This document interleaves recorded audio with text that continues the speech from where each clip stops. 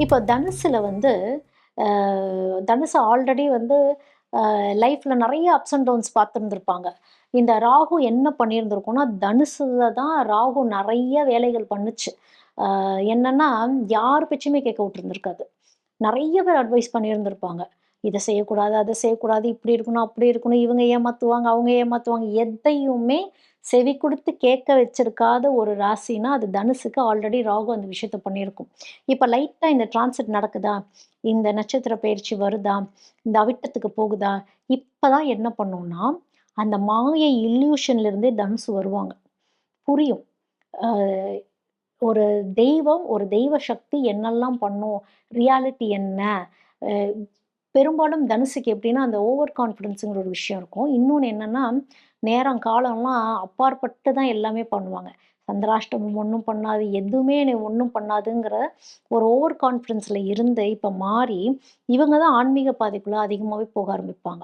தெய்வ வழிபாட்டு முறைகளுக்குள்ள ஏன்னா, இப்ப வந்து மகம் நட்சத்திரத்துக்குள்ள போகும்பொழுது, இவங்களுக்கு வந்து தெய்வ நம்பிக்கை அதிகமாகும். தெய்வம் ஒண்ணே வாழ்க்கைய மாத்துங்கிற விஷயம் உங்களுக்கு புரியும்.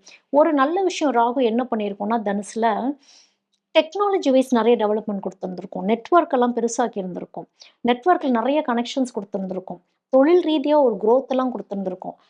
இன்டலெக்சுவலா திங்க் பண்ணக்கூடிய விஷயங்கள், தொழில் ரீதியா வேற மாரியான ஒரு ஆஸ்பெக்ட்ல யோசிக்கிறது, இந்த மாரிலாம் நல்ல ஃபேவரான விஷயங்கள்லாம் பண்ணியிருக்கும்.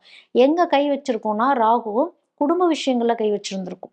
குடும்பத்தில இருக்கவங்கள அண்டர்ஸ்டாண்டிங் கெப்பாசிட்டி கொஞ்சம் கம்மியா இருந்தோ, இல்ல ஏதோ ஒரு இடத்துல ஒரு அப்ஸ் அண்ட் டவுன்ஸ் ஃபேஸ் பண்ண மாரி, ஏதோ ஒரு வகையில ஒரு பிரிவினையோ, இந்த மாரி ராகு வந்து உங்களுக்கு குடுத்திருந்திருக்கும். கண்டிப்பா தனுசுக்கு குடுத்திருந்திருக்கும். இப்ப என்னன்னா, தனுசுக்கு அந்த கட்டமைப்புக்குள்ள கொண்டு போகக்கூடிய ஒரு அமைப்பு. அந்த கட்டமைப்பு எனக்கு வேணும். அந்த பவுண்டரீஸ் நான் செட் பண்ணிக்கிறேன். இந்த ராகு விலக விலக பவுண்டரீஸ் போடுறதுக்கு தெரியும். யாரு வேணும் லைஃப்ல, யாரு வேண்டாம். நான் மல்டி டாஸ்கிங் பண்ணிட்டுருந்தேன். இனிமேல் ஒரு விஷயத்துல நான் ஃபோக்கஸ் பண்ணி செயல்படுவேன். இந்த ஒரு விஷயத்திலேயே குதிரைக்கு கடிவாளம் போட்ட மாரி நான் செயல்பட ஆரம்பிப்பேன். எனக்கு இவ்ளோ போதும். இருந்தாலுமே ராகுவோட இம்பாக்ட் இருக்கும் தனுசுக்கு. ஏன்னா, ஆ கேது இருந்த இடம் அந்த மாரி. இப்ப பூராட நட்சத்திரத்திலலாம் இருக்கிறீங்கன்னு வச்சுக்கோங்களேன். பூராடம் வந்து சுக்கிரன் சாரம் வாங்குனது. அப்போ இவங்களுக்கு வந்து டிசையர்ஸ் ஆசைகள் ரொம்ப ஜாஸ்தியாவே இருக்கும் அப்படிங்கிறது தான். இப்ப வந்து உத்திராடம்லலாம் இருக்கிறீங்க அப்படின்னா, உங்களுக்கு அ சில பயங்கள் அப்படிங்கிற விஷயங்கள்லாம் குடுத்துருந்துருக்கும். இத நம்ம செய்யலாமா? வேணாமா?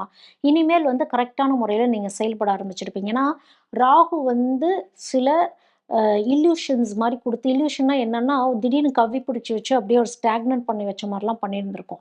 இனிமேல் இந்த நட்சத்திர பயிற்சி இந்த அவிட்டத்துக்கு போகும்பொழுது, செயல்பாட்டு முறைகள் ஒரு கான்ஃபிடன்ஸோடயே நீங்க செய்ற மாரியான ஒரு அமைப்பு அப்படிங்கிறத வந்து அது குடுக்கும் அப்படிங்கிறது தான்.